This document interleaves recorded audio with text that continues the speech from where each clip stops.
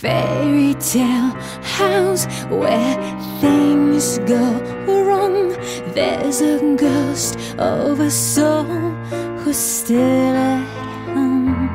She sits in the attic, too scared to leave, alone with her memories, alone with her grief.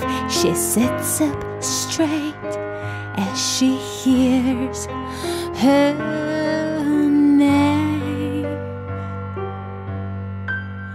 Speak to me, let me know the things you learned from long ago.